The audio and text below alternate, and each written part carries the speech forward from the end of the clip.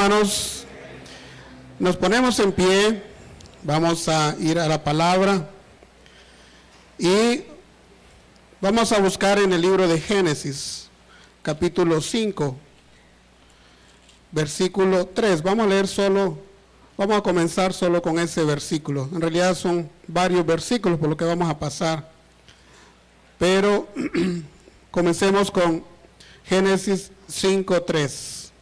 ¿Estamos listos, hermanos? Lo vamos a leer todos. Y dice la palabra del Señor: y vivió Adán 130 años, y engendró un hijo a su semejanza, conforme a su imagen, y llamó su nombre Set. Padre, gracias, Señor, por este momento. Permite, oh Dios, que tu palabra sea expuesta conforme a tu voluntad y guiada por tu Espíritu, Señor. Y sobre todo que llegue a nuestros corazones, Señor, y que tenga el efecto que tú esperas de esa palabra, un cambio en nuestras vidas, Señor. Y también pedimos para que si alguien ha venido y que aún no te conoce, que no ha rendido su vida a los pies de Jesús, este sea su día de victoria. En el nombre de Jesús. Amén. Amén. Nos sentamos, hermanos. Vamos a meditar esta vez sobre un tema que traigo acá, que se llama Nunca es tarde para hacer lo correcto. Nunca es tarde. Yo creo que todos tenemos siempre oportunidades. Siendo que se trata de un lunes de Familia en Victorias, yo quiero dejar dos planteamientos, una frase, una aseveración y una pregunta antes de la meditación. Y dice: un hombre que quiere ser buen padre debe ser moldeado por Dios a través de la palabra y de su espíritu. Si nosotros como padres queremos ser buenos padres, tenemos que dejarnos moldear por la palabra y por el Espíritu Santo.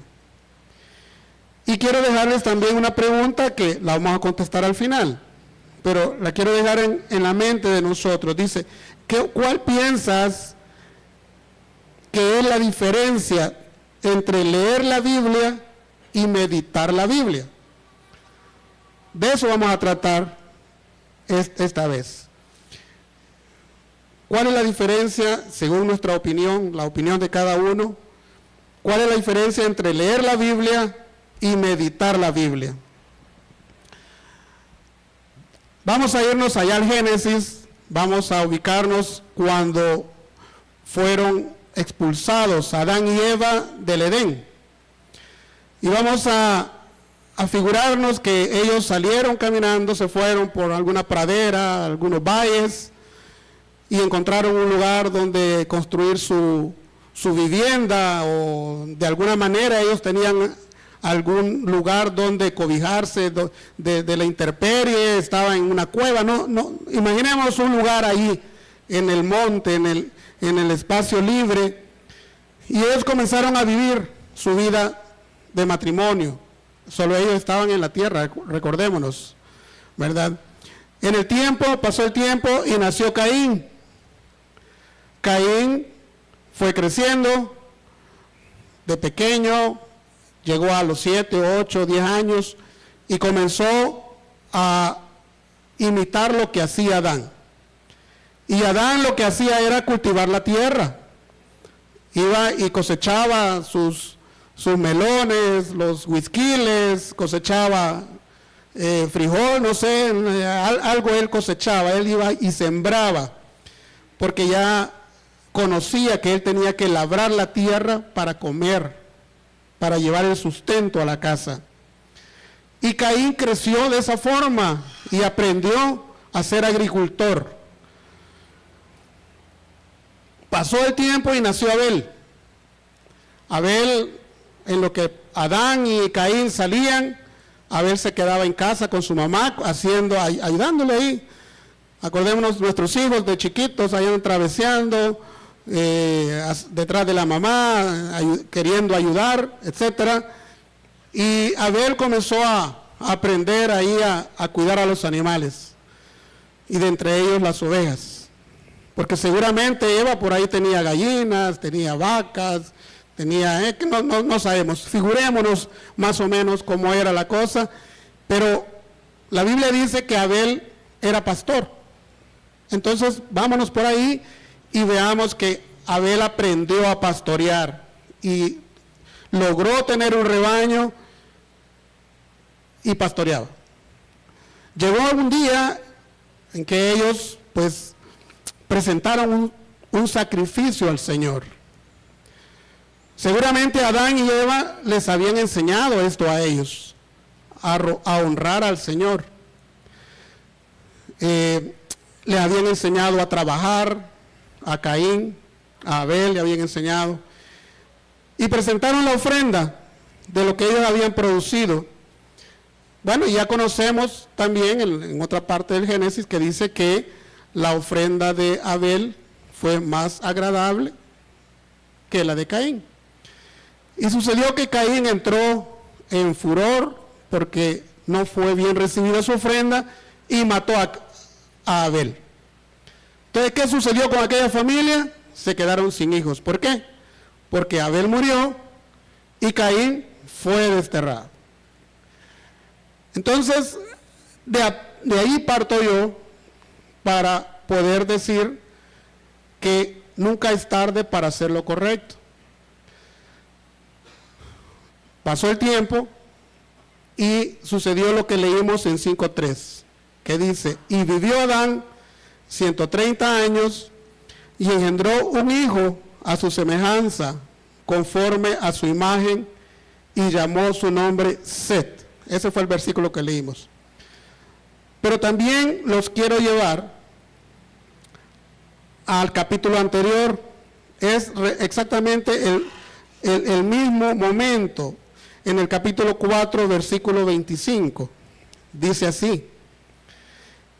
Y conoció de nuevo Adán a su mujer, la cual dio a luz un hijo, y llamó su nombre Set.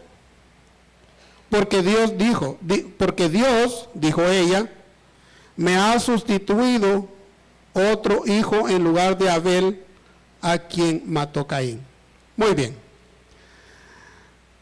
Entonces yo estoy en esta situación. Ellos se equivocaron. Adán y Eva se equivocaron porque algo pasó que Caín no comprendió y mató a Abel. Se convirtió en asesino. Entonces, en mi opinión, ellos cometieron un error con sus hijos. Y vamos a ver también algunos otros errores que cometieron Eva, por ejemplo, y Adán. Y vamos a empezar con Eva. Eva desobedeció la palabra de Dios, porque al recibir la instrucción de parte de Adán, Eva no pudo mantenerse firme ante la propuesta de Satanás. Acordémonos que Satanás fue engañada. Satanás le dio más valor a lo que le dijo la serpiente que a lo que había escuchado de Adán y que Adán había recibido de Dios. Porque Eva fue desobediente de una forma pasiva, es decir, fue engañada. Ella no tomó decisión, tuvo una decisión, pero fue más engañada que ella. En cambio, Adán sí tomó una decisión. Sin embargo, quiero seguir con Eva. Y Eva, ¿por qué sucumbió? ¿Por qué fue dejada? ¿Por qué fue engañada? Allá en Oseas 4:6 nos dice, mi pueblo fue destruido porque le faltó conocimiento. Yo podría decir que Adán no le transmitió correctamente el mensaje a Eva, o que Eva no le dio la importancia a la palabra de Dios y se dejó llevar por lo que hizo la serpiente, lo que le dijo la serpiente. Pero al final yo voy a concluir que Eva no educó correctamente a Caín ni a Abel, porque ya venía dejando a un lado la palabra de Dios. Hoy nos vamos a pasar a Adán. Y sabemos que Adán no fue engañado. Él tomó la decisión de obedecer a Eva y no a Dios, porque él decidió, él tuvo una decisión activa, o sea, primaria, es decir, él tomó la decisión de desobedecer a Dios, aún escuchando directamente de Dios esa instrucción. En consecuencia, yo podría decir también que Adán no educó correctamente a sus hijos, Caín y Abel, porque no utilizó, no se apegó a la palabra de Dios para enseñarles, y se quedaron sin hijos. Pero me llama mucho la atención en el versículo, capítulo 4, versículo 26, dice lo siguiente: y a Set también le nació un hijo, es decir, nietos de Adán y Eva, y llamó su nombre Enos. Y sigue así: entonces los hombres comenzaron a invocar el nombre de Jehová. ¿Qué puedo extraer yo de ahí? Que hasta en este momento Adán y Eva reaccionaron y le enseñaron correctamente a Set, a cómo él debía de vivir, y para que la Biblia diga que entonces los hombres comenzaron a invocar el nombre de Jehová, el nombre de Dios, quiere decir que Set sí fue correctamente instruido, y fue instruido en la palabra de Dios. Y ahí es donde vamos a enfocarnos, porque esta vez vamos a hablar de la palabra de Dios en la familia de nosotros. Porque nosotros somos cristianos, muchos de muchos años, otros de hace unos meses, semanas, etcétera, pero tenemos problemas en nuestras casas, tenemos conflictos con nuestros hijos, con algunos hermanos en carne, o incluso con nuestros padres, pero es porque nosotros conocemos la instrucción que está en la Biblia y no la aplicamos, ¿verdad? Nos pudiera aplicar aquel versículo de Job, ¿verdad? De oídas te había oído. Es decir, yo he escuchado, pero no te obedezco. Adán y Eva aprendieron la lección, y cuando ya iba creciendo Set, aplicaron la palabra de Dios. Y yo podría decir que, aunque los salmos se escribieron mucho tiempo después, pero yo podría decir y apoyarme en Salmo 119, 105, donde dice: lámpara es a mis pies tu palabra y lumbrera mi camino. Entonces, si yo quiero comenzar a hacer lo correcto, después de haber tenido fracasos, yo debo buscar la palabra de Dios.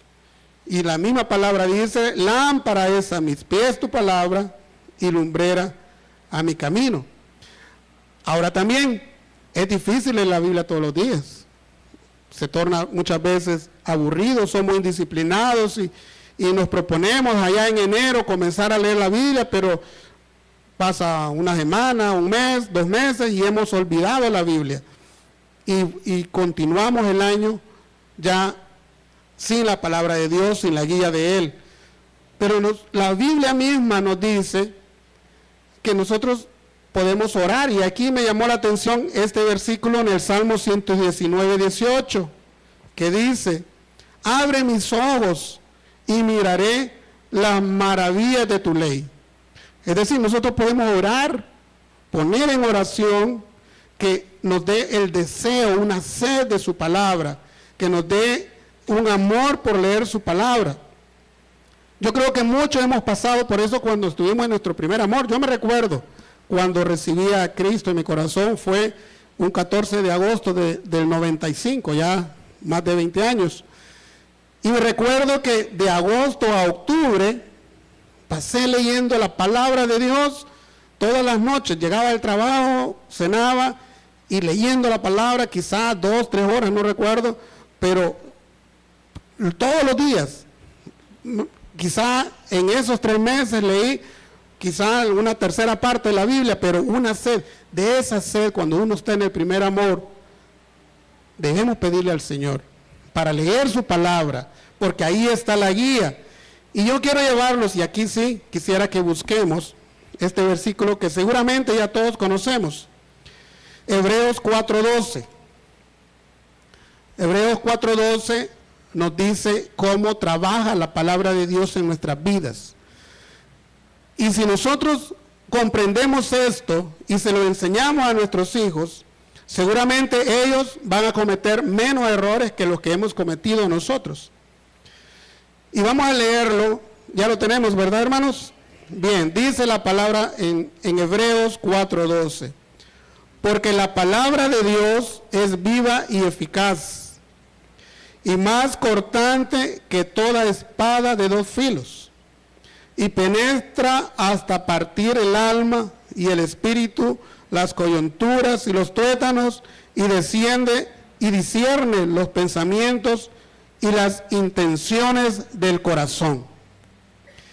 Yo aquí veo 6 niveles de cómo trabaja la palabra. Imaginémonos esa espada, cómo entra, por ejemplo, en un pastel. Un cuchillo, cómo entra de fácil, pero va entrando primero el turrón, luego la primera parte del pan, luego pasa por la miel, luego a la otra parte del pan, etc. De esa forma nos explica la palabra, que es cómo entra la palabra en nuestro corazón, y eso es lo que vamos a ir revisando. Vamos a irnos por partes. Primero dice que penetra hasta partir el alma. ¿Qué es el alma? Vean que es el primer nivel donde la palabra llega. Dice que el alma es, bueno, es nuestro razonamiento, es nuestro pensar, son nuestros sentimientos. Acordémonos que el hombre, todos, la humanidad, estamos formados por 3 partes: el alma, el espíritu y el cuerpo. Entonces aquí estamos, que la palabra primero llega al alma.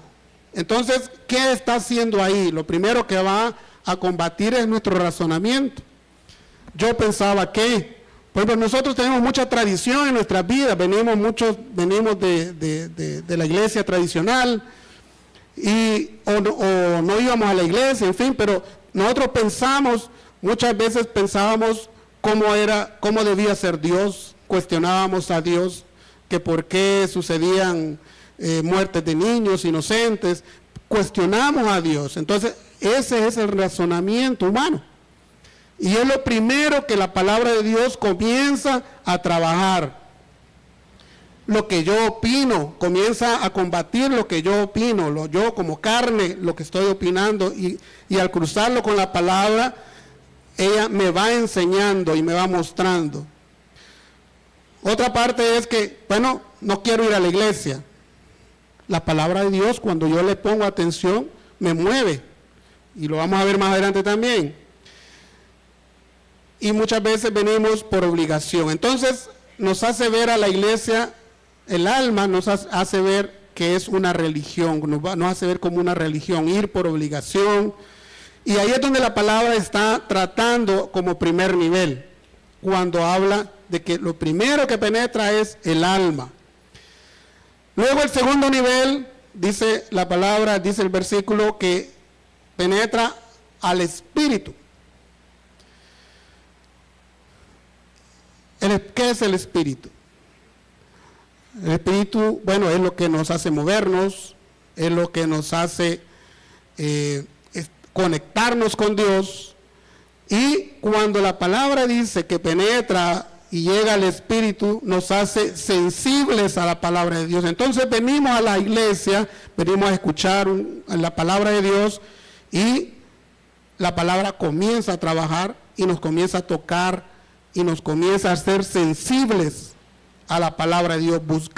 Comenzamos a buscar a Dios, ya comienza nuestro pensamiento, nuestro razonamiento a quedar a un lado, y comienza la palabra de Dios a prevalecer en nuestras vidas, y comenzamos nosotros verdaderamente a buscar al Señor, y empezamos a orar y a temerle a Dios, ya no a estar en rebelión con Él, Entonces, todo eso, leyendo la palabra de Dios, nos lleva a obedecerle a Él, la palabra de Dios.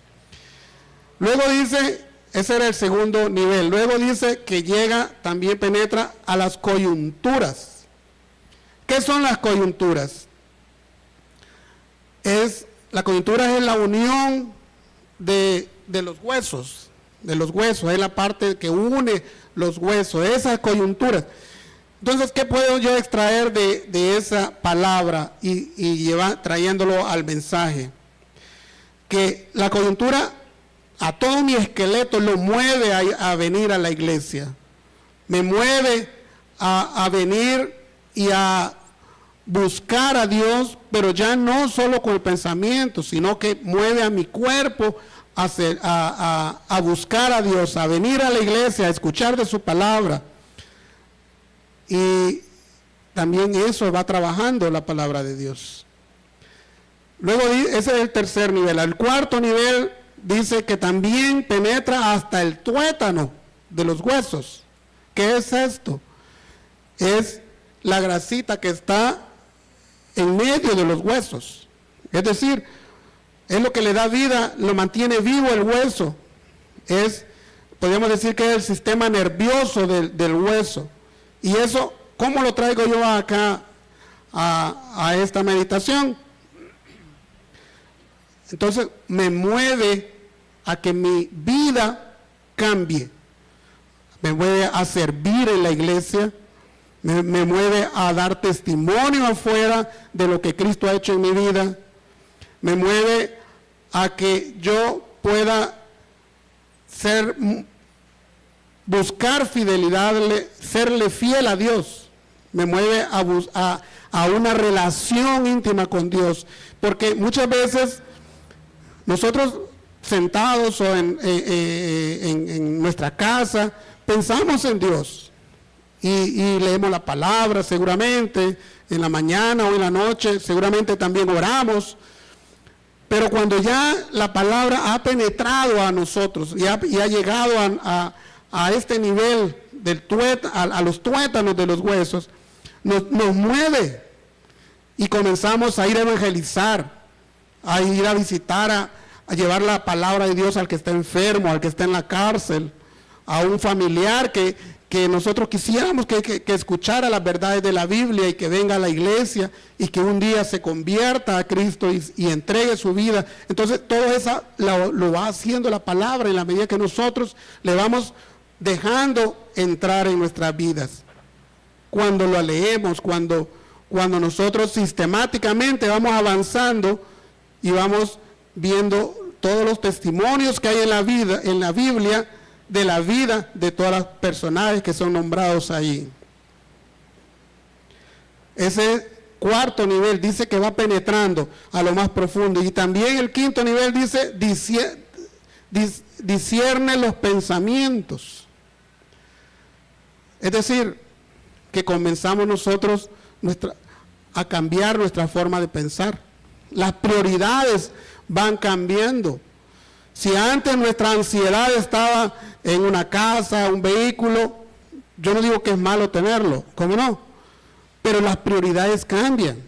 No sé si ustedes lo han experimentado, de que las prioridades van cambiando cuando uno está verdaderamente entregado a la lectura de la palabra y le obedece a la palabra del Señor.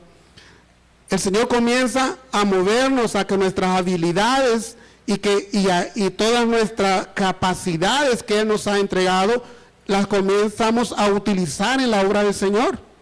Comenzamos a servirle, pero ya no un servicio de venir hora y media, sino a involucrarnos verdaderamente en los proyectos de la iglesia.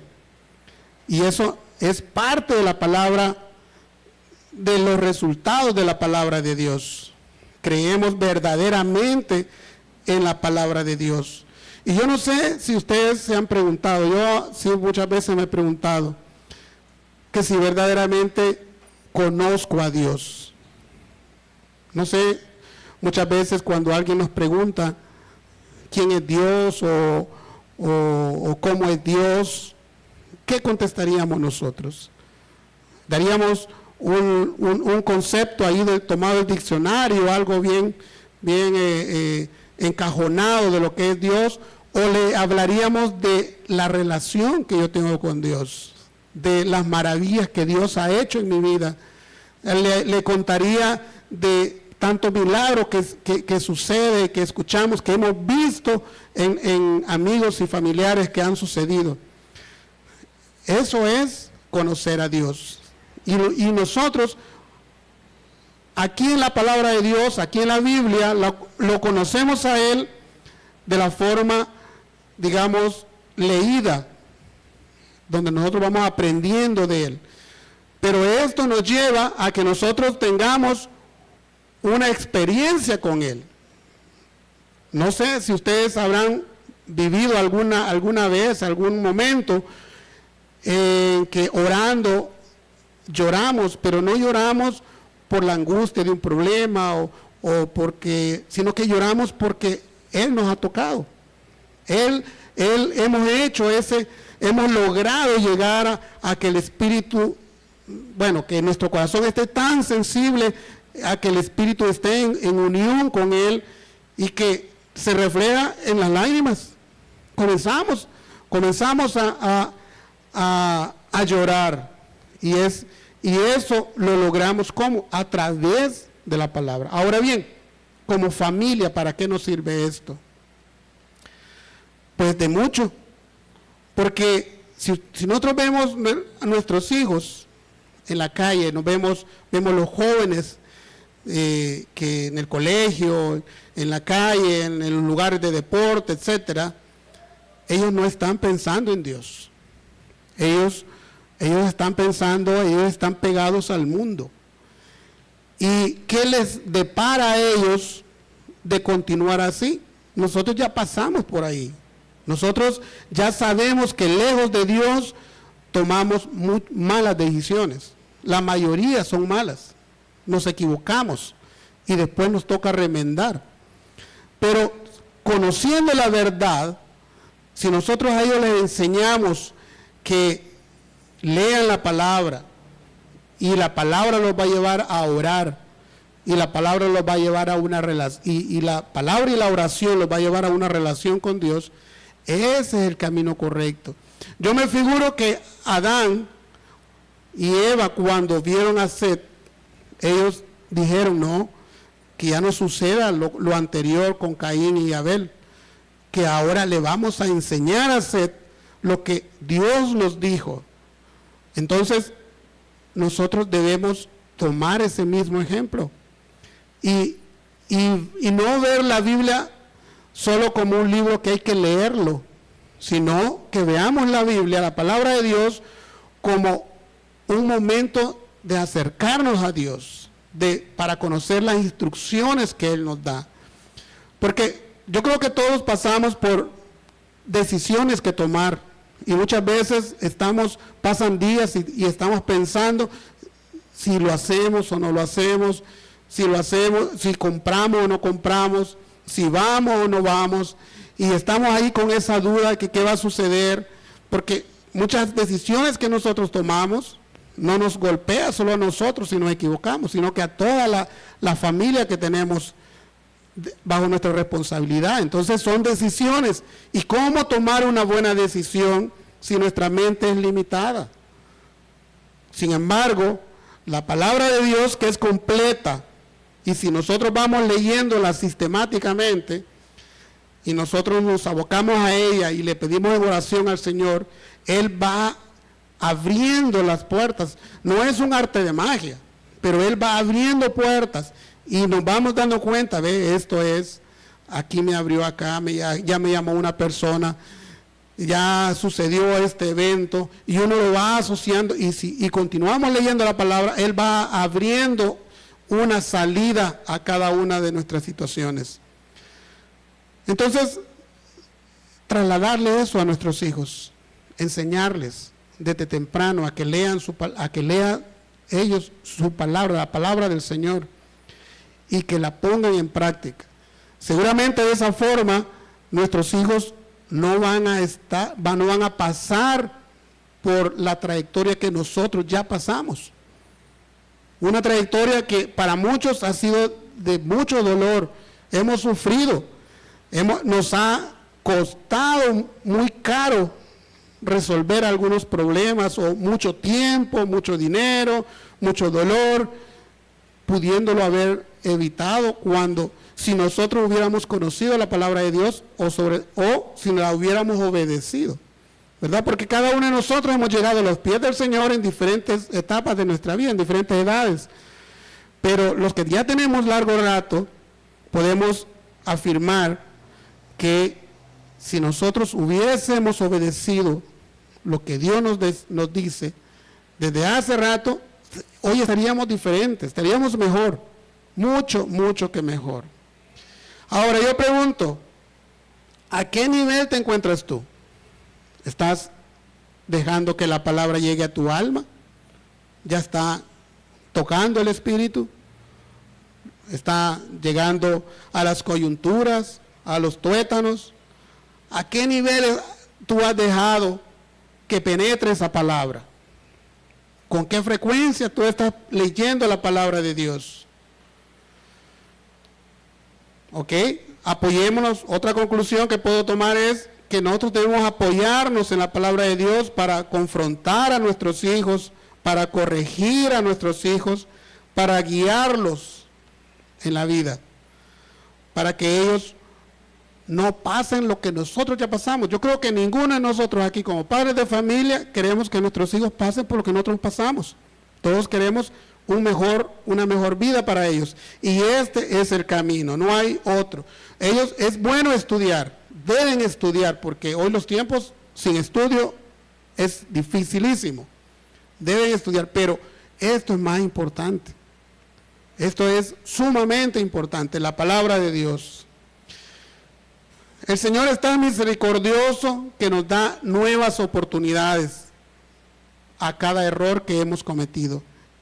Así como Adán y Eva, que veíamos que se equivocaron al educar a Caín y Abel, se quedaron sin hijos, tenían un serio problema, pero Dios en su misericordia les dio a Set. Lo bueno es que ellos aprovecharon esa oportunidad y educaron ya espiritualmente a Set. Y la palabra dice que a partir de entonces la gente hablaba de Dios. Entonces, ¿qué vamos a hacer nosotros? ¿Qué vamos a hacer? ¿Qué vas a hacer tú después de haber visto ese versículo de Hebreos 4:12? De haberlo profundizado y ver que la palabra de Dios va penetrando nuestras vidas en los niveles que hemos visto. ¿Vamos a seguir igual o nos vamos a llevar la carga o el deseo de verdaderamente dejarnos guiar por la palabra de Dios? Y que esta palabra nos ayude a educar de mejor forma a nuestros hijos y que tengamos una mejor guía en nuestras vidas. Y esa es la conclusión a la que yo los quiero invitar para esta noche. Que verdaderamente le demos la importancia a la palabra de Dios y sobre todo que la pongamos en práctica en nuestras vidas. Vamos a orar, hermanos.